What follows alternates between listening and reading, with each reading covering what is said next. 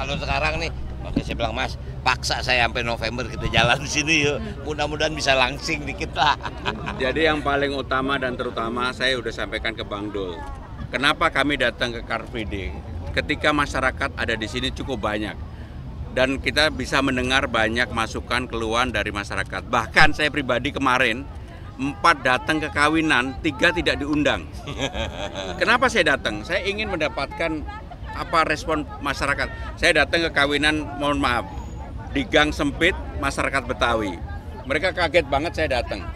Tapi mereka menyampaikan banyak hal. Kedua, di masyarakat Batak yang ada di Kelapa Gading. Ini kurang lebih 3.000 orang. Pipi saya ditarik kanan kiri. Artinya mereka udah mulai kenal saya pribadi. Seperti yang saya janjikan bahwa dalam waktu tidak terlalu lama pasti saya akan dikenal. Yang ketiga, ke menengah ke atas. Kami mendengarkan itu apa sih yang menjadi aspirasi. Maka dengan demikian acara Car Free Day seperti hari ini itu sebenarnya luar biasa, sangat mudah untuk bagaimana kita menyampaikan gagasan seperti yang saya sampaikan tadi, yang disampaikan Bang Dul. Balai Rakyat dihidupkan untuk orang mau khitanan, orang mau acara di kampung ataupun pernikahan, sehingga orang kalau menengah ke bawah pernikahan itu mohon maaf selama ini kan berat banget. Hal-hal kecil itulah yang akan kami lakukan, bukan lagi yang bersifat mercusuar sama sekali enggak. Kalau pertanyaan prioritas apa, semua masalah yang ada di bawah itulah prioritas kami, ya. Jelas ya? Kalau hari ini ada yang memberi keluhan gitu enggak? Oh, banyak banget. Banyak disabilitas yang lain. Saya terus terang waktu ketemu ibu-ibu itu seperti ibu saya. Persis seperti ibu. Makanya saya kaget banget dan saya agak terharu untuk itu. Sehingga dengan demikian teman-teman sekalian, belanja masalah itu bisa di mana-mana, mendengarkan aspirasi masyarakat juga bisa di mana-mana. Alhamdulillah ada pertanyaan mendasar tadi. Dulu yang Ahok bagus, Balai Kota dihidupkan, pasti dihidupkan lagi. Tapi kita sempurnakan. Pak Anies dengan rumah hunian padat dan juga untuk resapan biopori yang bagus kita lanjutkan. Sehingga kami tidak kemudian mendiskriminasikan mana itu Pak Ahok, mana Pak Anies, mana Pak Foke, mana Pak Setia. Penegasan Pak, berarti Balai Kota akan seperti dulu lagi ya setiap pagi. Pasti seperti dulu. Tapi kita tambah digitalisasi supaya orang yang jauh-jauh nggak perlu juga datang ke Jakarta gitu. Ya cukup ya. Mas Bro kemarin bilang akan ada ketua umum partai nih yang akan mau ikut Car Free Day setelah kemarin Bapak sama Pak Anies juga. Tadi malam ketua umumnya telepon, pasti akan, jangan buru-buru Mas, diirit-irit dulu. Pasti yang jelas saya akan ama Mas. Tenang aja. Dari Kim Plus Mas? Ya pokoknya dari mana aja. Udah rahasia. Dalam waktu dekat mau ketemu sama mantan gubernur? Dalam waktu dekat? Ya saya pribadi udah WA Mas Anies minta waktu. Dan saya udah berkomunikasi dengan Pak Ahok. Dan saya juga akan bertemu dengan Pak Heru, apapun sebagai PJ Pak Heru juga.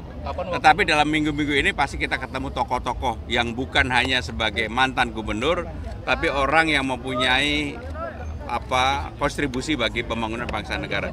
Senin malam salah satunya saya pasti akan ketemu beliau. Nanti diumumkan ya. Timnas Mas mungkin ada tanggapan sedikit. Kemarin kan Timnas dukungan kepada Timnas Indonesia. Ya jadi waktu Timnas lawan Saudi Arabia 1-1 itu terus terang bangga, senang, dan saya melihat sekarang PSSI itu bisa membangkitkan kebanggaan bagi masyarakat. Oke. Nah dalam waktu besok ini kan melawan hari Australia. Ini ya?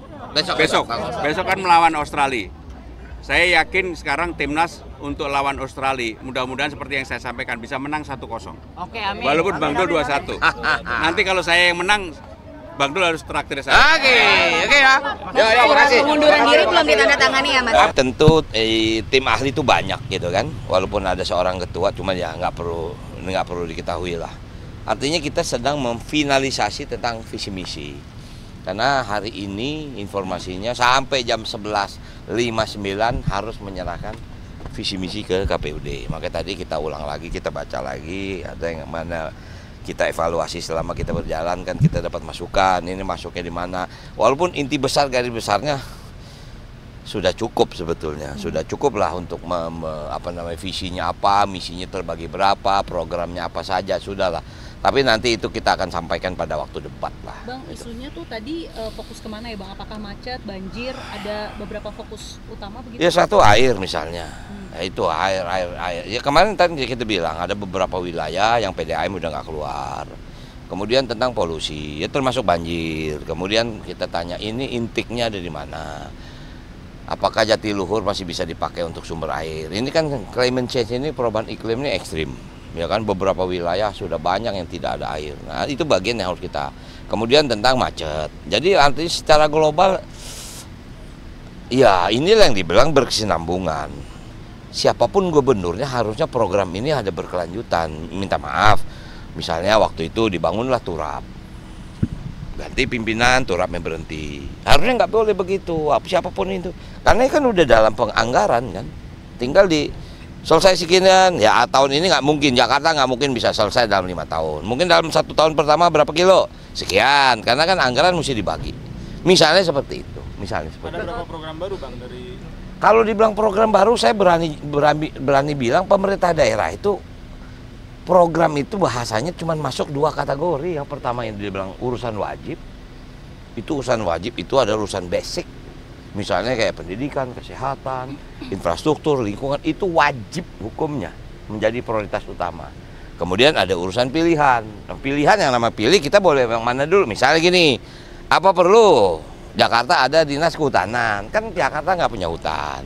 Ya nggak perlu. Oh, mungkin pertamanan, itu kita perbanyak. Apakah ada nanti tentang ruang terbuka hijau? Wajib, apalagi sekarang panas nih, sekarang udah 38 nih. Nah jadi artinya kalau dulu Bang Anies bikin biopori karena memang climate change-nya curah hujannya tinggi. Kalau sekarang panas. Nah berarti akan berbeda. Kita akan lebih banyak menanam. Misalnya seperti itu. Artinya reformasi birokrasi akan ada di visi misi juga nggak? Kalau birokrasi itu sebetulnya sudah apa? Itu kan terdiri kalau saya dulu namanya SKPD, Satuan Kerja. Kalau sekarang mungkin di sini OPD, operasional.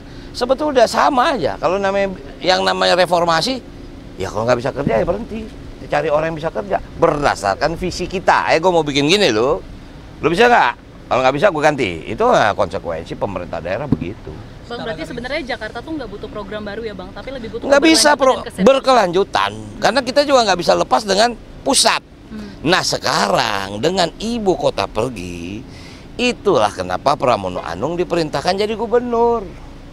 Saya menjadi wakil gubernur. Untuk apa nih? Nah setelah ibu kota pindah, Jakarta mau kemana? Inilah fondasi Jakarta menjadi kota yang baru. Bukan kota yang baru, tapi kota baru dalam perencanaan. Mau kemana?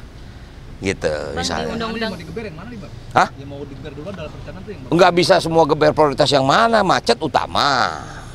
Banjir juga utama. Itu utama banjir kemarin. Makanya sekarang ini kan kunci pemerintah daerah kan BMKG. Dulu BMKG nggak didengar. Cuman dipikir ramalan saja. Sekarang nggak, menjadi guidance, menjadi pegangan. Banjir perlu menggusur Bang, karena kan lahan sedikit. Sekarang kita lihat, tadi harmoni kan kita lihat. Tadi kalau ente tadi ngikut lewat harmoni, itu kan mulai dibikin. Bakal ada jalan di atas kali kan. Karena kalau bikin baru nggak bisa. Kita harus jalan ke atas. Bahasanya juga nggak terlalu biaya besar daripada kita di bawah. Kecuali memang terpaksa harus melalui sebuah daerah yang memang tidak bisa ada. Inti utama pemerintah itu tidak boleh menyengsarakan masyarakatnya. Kecuali tidak ada cara lain kita sosialisasi. Intinya itu. Bang, kalau di Undang-Undang DKJ kan ada juga wilayah aglomerasi. Jadi nanti Jakarta bekerja sama Jawa Barat. Harus, makanya ada Jabodetabek. Bang? Itu udah masuk dalam. Karena selama masih ada Undang-Undang Jabodetabek punjur, nggak akan bisa berubah kecuali undang-undang yang dicabut. Gitu loh. Kerjasamanya dalam hal apa sih Bang? Banyak lah. Saya ini kan pernah menjadi gubernur Banten. Saya pernah menjadi ketua tim koordinasi wilayah Jabodetabek punjur. Itu biasanya pimpinannya berganti tuh. Banten, nanti gubernur Jawa Barat sama gubernur DKI. Karena apa? Jakarta nggak bisa menyelesaikan sendiri. 13 sungai yang melintas berangkat, ada yang dari Puncak, ada yang dari Tangerang, melintas Jakarta. Makanya kenapa? Waktu itu ada yang dibilang normalisasi, ada yang dibilang naturalisasi, segala macam. Artinya itu tinggal kelanjutan aja. Nggak bisa ada yang baru. Yang baru apa? Hidup manusia harus dilayani. Itu yang baru. Karena setiap hari. Oh iya, makanya tadi kan kita lihat apa ya, busway. Bayangin kalau zaman Bang Yos nggak ada busway, berhenti Jakarta. Dulu kan penolakannya luar biasa kan, nggak setuju busway segala macam. Kemarin lagi ada usulan, Bang, itu ngapain sih trotoar digedein, jalan dikecilin.